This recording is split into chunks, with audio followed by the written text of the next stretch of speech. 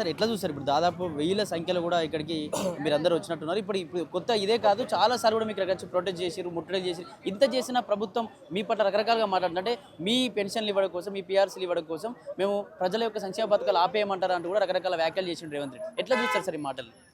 ఇది అబద్ధాల ప్రభుత్వము. గత 3 ఏళ్ల క్రితము వందల కొద్ది వాగ్దానాలు ఇచ్చేసి వాటిలో కనీసం 10% కూడా వాటిని నెరవేర్చలేదు.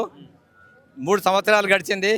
మేము ఎన్నో ఉద్యమాలు చేసాం. దాదాపుగా సంవత్సరం నుంచి కూడా ఏది ఇందిరా పార్క్ దగ్గర ఒక 3-4 సార్లు కానీ, అసెంబ్లీ వద్ద కానీ, లేకుంటే గవర్నర్ ఇంటి వద్ద కానీ ధర్నా చేశాము. మమ్మల్ని అందరూ కూడా అరెస్ట్ చేసేసి 60 ఏళ్ల వయసు దాటిన వాళ్ళు మమ్మల్ని అందరూ కూడా అరెస్ట్ చేసి పోలీస్ స్టేషన్లు వేసి ఆ రకంగా ఇబ్బంది పెట్టడం అది పద్ధతి కాదు. అది రేవంత్ రెడ్డి గారు, ముఖ్యమంత్రి గారు, దయచేసి మీరు ఎన్నికల ముందు ఇచ్చినటువంటి యొక్క మేనిఫెస్టోను ఒకసారి మీరు చదువుకోండి. మీరు ఇచ్చినటువంటి హామీలు ఏంది? అప్పుడు మేము రాగానే ఏమన్నారు? నేను రాగానే 6 నెలల్లో పీఆర్సీ ఇస్తున్నారు.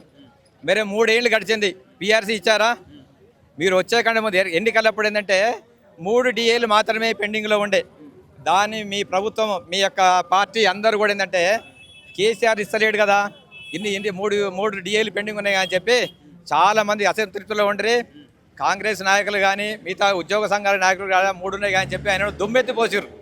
మీరు ఇప్పుడు 6 డిఏలు మొన్న జూలైలో ఇవ్వాల్సినటువంటి డిఏతో కలిపితే 6 డిఏలు పెండింగ్లో ఉన్నాయి. మీరే ఇంతవరకు కూడా ఒక్క మాట కూడా నేను ఇప్పుడు ఇస్తున్నాను, అప్పుడు ఇస్తున్నాను, 2 డిఏలు ఇస్తున్నాను, 1 డిఏ ఇచ్చినటువంటిది ఇంతవరకు రాలేదు. మీరు మీకు ఇది న్యాయమైన ఇదే? మీరు పీఆర్సీ ఇస్తా అని చెప్పి మీరు ఎప్పుడు 3 ఏళ్ల కింద అన్నారు. ఐఆర్ ఇస్తున్నారు. మీరు ఐఆర్ ఇస్తే దాదాపు 3 ఏళ్ళు దాటింది. మీరు పీఆర్సీకి ఎప్పుడు ఇస్తారు? అది కేసీఆర్ ఒకవేళ ఆ రోజు ఐఆర్ ఇవ్వకుంటే ఈరోజు అది కూడా లేకుండా అయిపోయేది. అయినా మీరు ఇచ్చేది ఇవ్వకుండా ఉద్యోగస్తులు ఏంటంటే మీరు ప్రజల్లో చులకన చేస్తున్నారు. మేము ఒట్టిగా ఏమి బిచ్చమేమి అడతలేము. ఇన్ని ధర్నాలు చేసేసి మేము ఏది కిలో బియ్యం, ఏది రూపాయి కిలో బియ్యం అని కానీ, డబుల్ బెడ్రూమ్ కానీ, లేకుంటే తులం బంగారం కానీ మేము అడతలేము. మేమే బిచ్చబెత్తుకోవట్లేము సార్.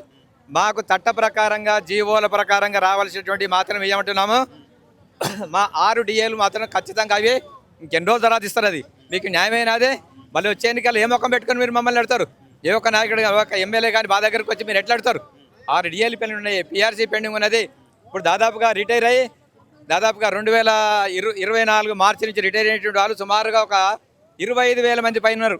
వాళ్ళకి ఇచ్చేటువంటి బకాయిలు ఏమనండి? వాళ్ళకి ఇచ్చేటువంటి జీపీఎఫ్ కానీ, లీవ్ ఎన్కాష్మెంట్ కానీ, గ్రాట్యుటీ కానీ, కంపిటీషన్ కానీ రకరకాలు ఉన్నాయి. వాళ్ళ జీతంలో దాచిపెట్టుకుంటాయి. నువ్వు సొంతంగా ఇచ్చేటువంటి మిమ్మల్ని ఇచ్చే సార్, నువ్వు రిటైర్ అయ్యాడు సార్, మాకు తిండికి లేదు సార్, మేము ఏమైనా అడుగుతలేం.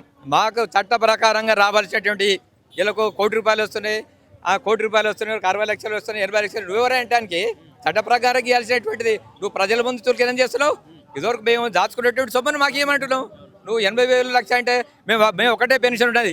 మీరే చాలా ఇక తెలంగాణ ప్రభుత్వంలో కానీ, మిగతా దేశంలో కానీ మీరే చాలామంది రాజకీయ నాయకులు మీరే ఎన్నో పదవులు చేసేసి, ఎమ్మెల్యేగా చేసి, ఎంపీగా చేసి, మినిస్టర్ చేసి ఒకరెవరు 2, 3, 4 పెన్షన్లు తీసుకుంటారు. మరి అది ఎట్లా వస్తుంది?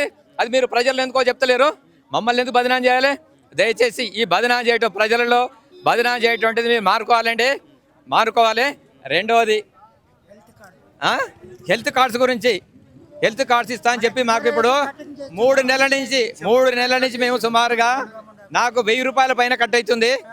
3 నెలల నుంచి కూడా కట్ అవుతుంది. మరి నాకు ఏది ఎవరు కానీ ఏంటంటే ఒక ప్రకారంగా ఏంటంటే అన్నీ అయిపోయిన తర్వాత ఏది హెల్త్ కార్డు కాదు, ట్రస్ట్ అయిపోవాలి, సబ్లిమెంట్కి అయిపోవాలి, హాస్పిటల్ తోటి మాట్లాడాలి. అన్నీ అయిపోయిన తర్వాత అప్పుడు ఇవన్నీ కట్ చేయాలి. కానీ నువ్వు ముందనే ఇక్కడ 3 నెలలు కట్ చేసి ఇప్పటివరకు గతి లేదు. ఇది హాస్పిటల్ వాళ్ళతోటి ఒప్పందము లేదు. తర్వాత రెండవది వేల సంఖ్యలో ఉన్నటువంటి యొక్క పెన్షనర్స్ యొక్క జాయింట్ యాక్షన్ కమిటీ మెంబర్లు కూడా మీ యొక్క దాంట్లో ఆ ట్రస్ట్లో దాంట్లో మెంబర్గా లేదు. అంటే మీరు దాన్ని ఏ రకంగా చేసినట్టు? వేల మంది రిటైర్డ్ ఎంప్లాయీస్ వాళ్ళకు దాంట్లో సభ్యత్వం ఉండదా? అంటే దీన్ని ఏదో రకంగా మసిపూసి మారడికాయ చేసి చేద్దామని అనుకుంటున్నారు. రెండవది తెలంగాణ ఉద్యోగులు తర్వాత పెన్షనర్ల యొక్క జాకున్నది. సుమారుగా 200 పైన సంఘాలు ఉన్నాయి దాంట్లో. మరి దీని యొక్క అధ్యక్షులు ఉన్నాడు, జనరల్ సెక్రటరీ ఉన్నాడు. మరి వాళ్ళు ప్రభుత్వానికి మరి ఎన్నడూ కూడా వ్యతిరేకంగా మాట్లాడలేదు. వాళ్ళు పాలాభిషేకాలు చేసి, నీళ్ళాభిషేకాలు, స్వరాభిషేకాలు చేసి ఇవన్నీ చేసేస్తున్నారు. మరి మిమ్మల్ని మిగతా ఉద్యోగులు అసలు అందరూ కూడా సుమారుగా ఉద్యోగులు తర్వాత పెన్షన్స్ అందరూ కూడా సుమారుగా ఒక 5 లక్షల మంది ఉండొచ్చు. వీళ్ళందరినీ కూడా మిమ్మల్ని అనుమానిస్తున్నారు. మీరు ప్రభుత్వ తొత్తులుగా మారినట్టుగా అనుకుంటున్నారు. నేనేమనట్లేదు, అది మీరు నాకు కూడా అనుమానం వస్తుంది. అది మీరు ప్రభుత్వాన్ని నిలదీయట్లేదు, వాళ్ళకు ఒత్తాసు వరకు పాలసీ పెడితే మీరు అన్నారా?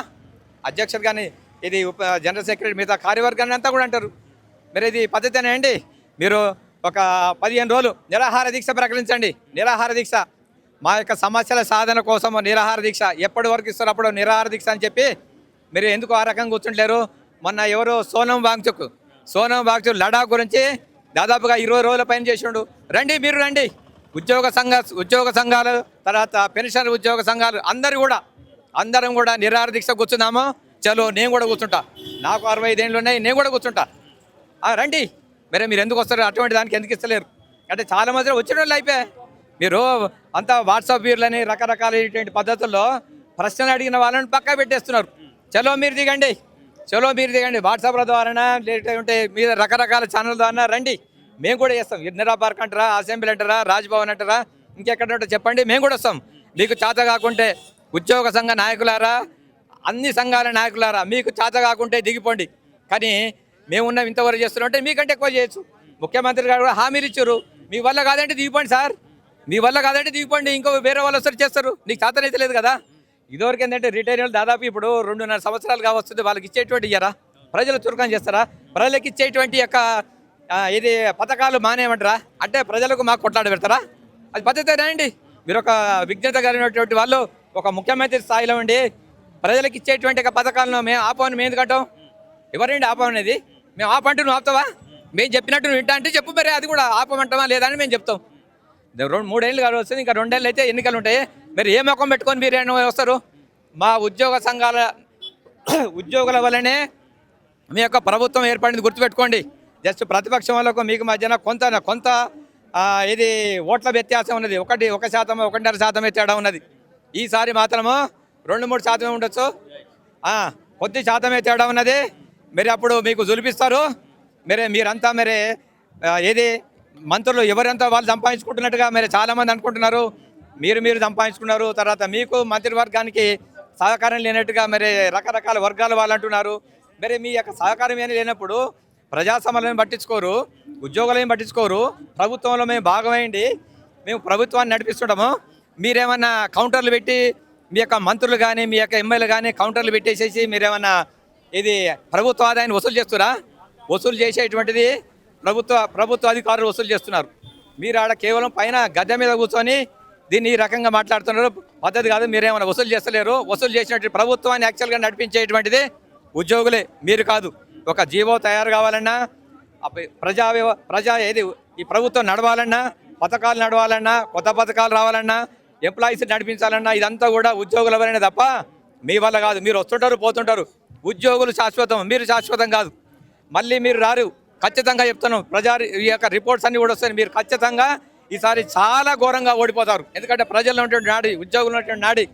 మేము మిమ్మల్ని మీరు ఇచ్చిన వాగ్దానాన్ని బట్టి ఏంటంటే, నేను రాగానే 3 నెలల్లోనే 6 నెలల్లో పిఆర్సీ ఇస్తాను, ఇచ్చారా? ఇవ్వలేదు.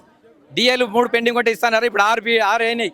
రిటైర్ పెన్షనర్స్ రిటైర్ కాగానే మీ వెంటనే పైసలు ఇస్తున్నారు. వాళ్ళకి ఏది దాచుకున్నటువంటి డబ్బులన్నీ కూడా మీరు దాన్ని మేము ₹1,00,000 ఇస్తున్నామంటే దాంట్లో గ్రాట్యుటీ అనేటువంటిది ఉంటుందండి. గ్రాట్యుటీ నాకు సుమారుగా ఒక 30 లక్షలు వచ్చింది. నేను నెలకు 30,000 కట్టాలి, 15 ఏళ్ళు కట్టాలి. బ్యాంక్ నుంచి వడ్డీ తీసుకున్నట్టే అది. నాకు సుమారుగా ఒక 60 లక్షలు వచ్చినాయండి, 50 చిల్లర వచ్చినాయి. ఒక 20 చిల్లర నాది కమ్యూటేషన్ ఉంది. నాది మొన్న శాంక్షన్ అయింది, నెల కింద శాంక్షన్ అయింది.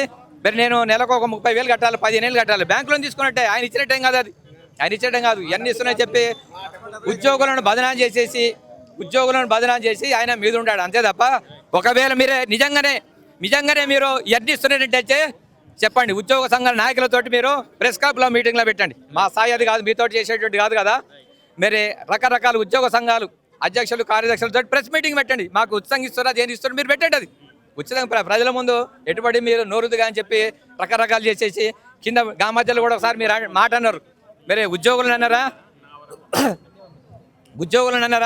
మరి మీ రాజకీయ మంత్రులు అన్నారా? మీ రాజకీయ వేరే నాయకులు ఒక్కొక్కరిని నా కొడుకని కింద పడి తొక్తా, పండబెట్టి తొక్తా అని మాట్లాడండి. ఒక ముఖ్యమంత్రి స్థాయి కదండి మాట్లాడుతుంది, ఒక ముఖ్యమంత్రి స్థాయి అది అట్లా పద్ధతి కదండి.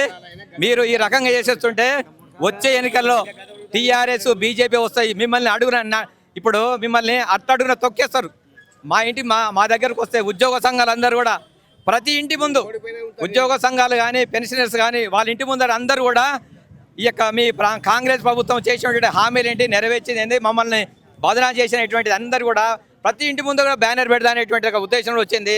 అప్పుడు మీరు మా దగ్గరికి ఎవరు ఓటు కోసం ఎందుకు వస్తారు? మీరు ఏమైందంటే ఇది మొన్న జూబిలీస్ కూడా మా మిత్రులు కూడా అక్కడ ఉన్నారు, ఒక్కొక్కరు 10,000 ఇచ్చుకున్నారండి. జూబిలీస్లో 10,000 ఇచ్చి స్టార్టింగ్లో ఏంటంటే ఇంటి ఒక్కొక్కరికి 3,000 లెక్క ఇంటికి తెచ్చి ఇచ్చారు. తర్వాత 5,000 అయింది. చివరి మధ్యాహ్నం 2-3 గంటల తర్వాత ఒక్కొక్కరికి 10,000 ఇచ్చారు. అంటే మీరు కేవలం ఏంటంటే వీళ్ళు ఓటేసేది ఏంది, పైసలు ఇస్తే ఎవరుగా ఓటేస్తారంటూ అనుకున్నారు.